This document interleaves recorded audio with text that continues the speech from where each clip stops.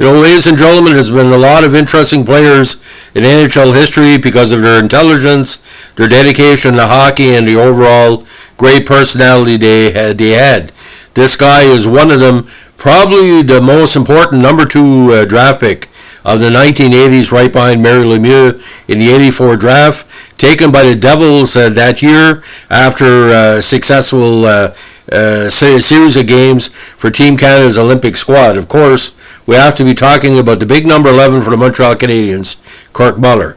Now, born in Kingston, he started off in Junior B in 1981, scoring 54 points in 42 games. 82 became a big part of Kingston of the OHL before moving on to Guelph. In 2 seasons with Guelph, he put up 83 goals for the Platters with 206 points. Now, he decided to go to Team Canada for most of that year in a kind of a dispute, but it was all sorted out. He had 7 points in 21 games. Now, he helped Team Canada to a 4th place finish at the 84 Olympics, and also was 4th at the World Juniors in 84. Now, he was the winner of the OHL Hanley Trophy as most gentlemanly player in 83 for Guelph, and that year he won the top draft pick 82 for Guelph, and it was OHL All-Star 3rd team in 83 and 84. He was Guelph captain in 84 and Kingston Junior B captain in 81. He also shares a record for most assists in one game for Guelph, 5 versus North Bay on February 24th, 84. Now, he entered the 84 draft as the number 2 prospect. He was also rated in the Hockey News draft preview issue as the number 2 forward for the 84 draft. Now, his big play with Team Canada, what I called the Frozen Four, Muller, Dave Gagne, Russ Courtnall, and J.J. Daigneault, became the first Canadian players to compete in the World Juniors and the Olympics in the same year. He also played with Dave Gagne line at the 84 Olympics. Now, ironically, he was voted the smartest player in the OHL by a poll of league coaches in 84. Known for his boisterous personality and great smile, he drew a lot of fans, mostly of the opposite sex. Very popular with the women. Now, he was Guelph's, again, first-round pick, number 4 overall, the 82 OHL priority selection, after spent the entire 82 season in the OHL with his local Kingston team, where he's eligible to play as an underager. Now, big fan of Bobby Clark growing up.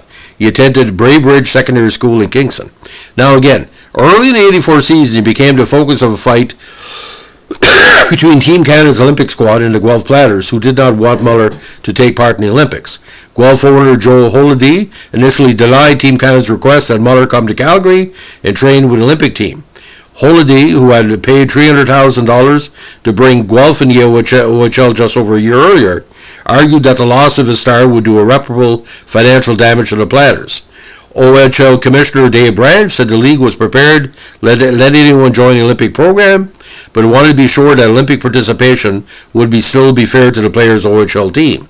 Branch did not like the idea of an indefinite commitment from OHL players and felt the Olympic team needed to give a time frame for returning young players who are likely to play in the 84 Olympics. Branch was angry that the Olympic team was attempting to negotiate release with players' agents and not team owners. Holliday, meanwhile, ripped the Olympic program for waiting until the last minute to raid the OHL and asked Muller not to go to Calgary, even though he really wanted to go. A bitter negotiation finally ended when the Platters and the OHL agreed to release Muller to the Olympic squad on January 5th, 84 for a 4-game tryout. If the Olympic team wanted him after those 4 games, he would be allowed to remain with the team through the Olympics before returning to the OHL. As a result, Muller was the youngest member of the 84 Canadian Olympic team, got his plans to play a chance to play in the Sarajevo Winter Olympics just after his 18th birthday, but the pre-Olympic strife was on top of him and affected his play during the 84 season. Now, he broke in with New Jersey. Final NHL totals, 1,349 games for New Jersey, Montreal, the Islanders, Toronto, Florida, and Dallas, 357 goals, 959 points, and 1,223 minutes in penalties.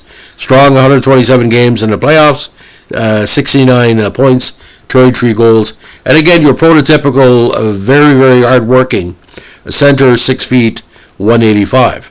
Now, Made the All-Star game four times with New Jersey, 85, 86, 88, and 90, and 92, 93 with Montreal. Won the Stanley Cup with Montreal in 93, but lost with Dallas in 2000. New Jersey MVP, 85, 87, 88. New Jersey Player Award, 88. Fan Club Player of the Year, 85. New Jersey Sports Channel Most Valuable Devil, 87.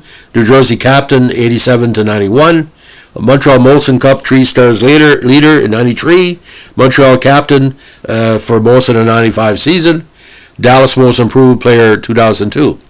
He holds New Jersey records for most points in one game, most assists in one game, most assists by a center in one season, most total points in back-to-back games, and most power play points in one season. Fastest goal from the start of a game, most points in one season by a center, most points on the road in one season, most consecutive games with at least one goal, 6. He led New Jersey in points in 88 with 94 and 1990 with 86. New Jersey assist leader in 88, 90, and 91. Montreal points leader 92. Goals leader with 36 and 92. Playoff points leader with 8 and 94. Goals leader for Montreal in 92 and 94 in the playoffs. Playoff penalty minutes leader 31. Was represented by agent Gus Badali when he entered the NHL in 24. He wore number 27 as an NHL rookie with New Jersey before he preferred number 9 was held because his preferred number 9 was held by Don Lever. Began the 85 season as a left wing, but shifted back to his natural position of center in November 64. He had an assist as a rookie in the All-Star game in 85. Again, he set New Jersey records since broken for points in the season with a rookie with 54 and assists with 37. Now, finished 6th in voting for the 85 Calder. He also played left wing for New Jersey during 86. Now, his big line, of course, with New Jersey was on with Aaron Broughton. He had some tough injuries during his career, but he left New Jersey kind of unhappy and happy because he was looking forward to play in Montreal. He left with a franchise record since broken with 520 points, career assists with 339, consecutive games played 321, career power play goals with 69, and power play points with 168. Now, due to an injury from Matthew Schneider in the early 93 season, his streak of 369 consecutive games was snapped. Now, he had his 300 NHL career goal during Toronto's February 1896 game versus Detroit, and was the only Toronto player to score a hat-trick during the 96 season during a game as Calgary. Had his 500 career NHL assists during Toronto's April 6, 96 game versus St. Louis. Now, was Toronto's nominee for the Masterton in 97.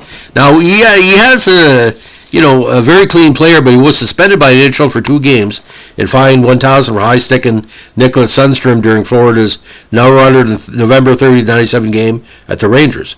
Muller, who had tangled with Sundstrom in front of the net, said the hit was unintentional.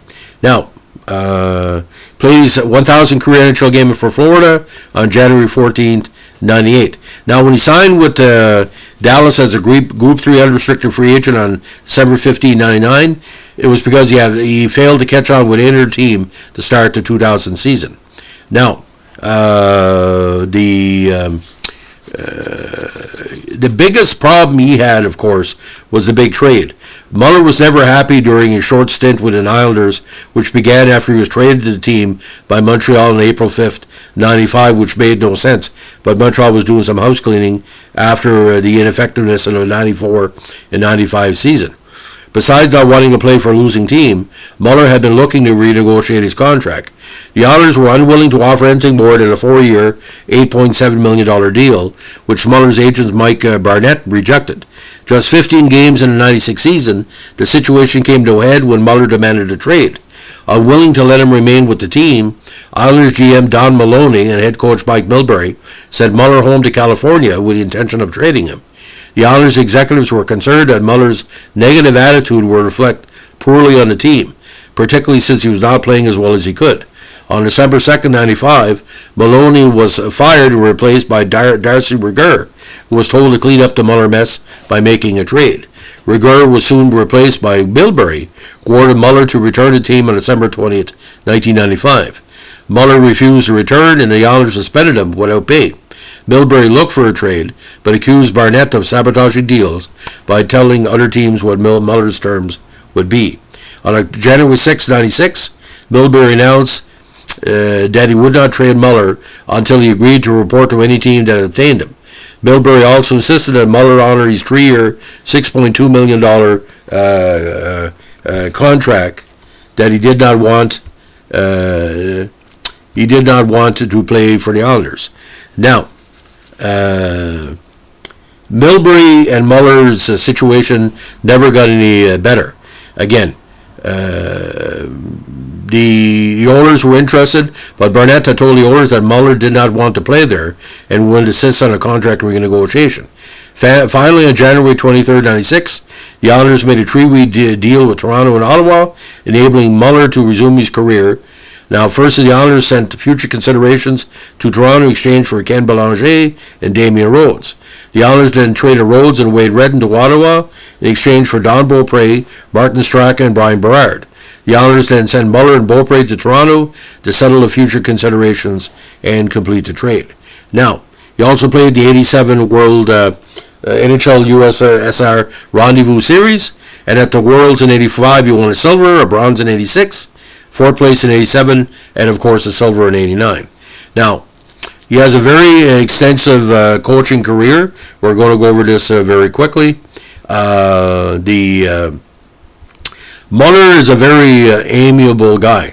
He made his coaching career, of course, with the Queen's University Golden Gales in his hometown of Kingston. During 2006, Muller's Golden Gales posted an 8-13 1-2 record in the Ontario University Athletics Conference. Muller has also held the title of assistant coach to Mark Habschive with Team Canada, winning the gold medal at the 2005 Lotto Cup tournament in Slovakia. In March 2006, he served as AC to Greg Gilbert at the Under-18 World Championship. When Muller returned to the Montreal Canadiens on June 20, 2006, he was named assistant coach of the Habs. Now, on June 27, 2011, the Nashville Predators announced that Muller had been hired as head coach of their AHL affiliate, the Milwaukee Admirals. On November 28, 2011, Muller became coach of the Carolina Hurricanes, taking over Paul Maurice. On May 5, 2014, he was relieved of his coaching duties, and on May 13, 2014, he was signed by the Blues as an assistant coach. On June 2, 2016, he returned yet again to the Habs when he rehired Muller as an associate coach. On August 13, 2020, he temporarily replaced head coach Claude Julien, who was hospitalized with chest pains. Now, on February 24, 2021, Muller, along with head coach Claude Julien, were fired from the Habs, and former assistant coach Dominique Ducharme took over as interim head coach. On June 10, 2021, Muller was named associate coach for the Flames under head coach Daryl Sutter. Now, with Carolina, rough stats, 3 seasons, 25, 20 and 12, 13, 19, 25 and 4, and Carolina in the third year, first time over 500, although 7 in the Metropolitan Division, 36, 35, 11. So final NHL totals, 80, 80 and 27 as a coach in 187 games, 27 overtime losses. Now, here's the deal, ladies and gentlemen. Would Kirk Muller be a candidate for the Hockey Hall of Fame? Hard to tell. Coach and a player, what he meant for Team Canada. Didn't win many titles with Team Canada, but again, his totals were very impressive. Over 6 events, 42 games for Team Canada, including Olympics, the World Juniors, and the World Championship. 16 goals, 10 assists for 26 points. But I think what Kirk Muller is most well known for, ladies and gentlemen, just for his dedication in the game.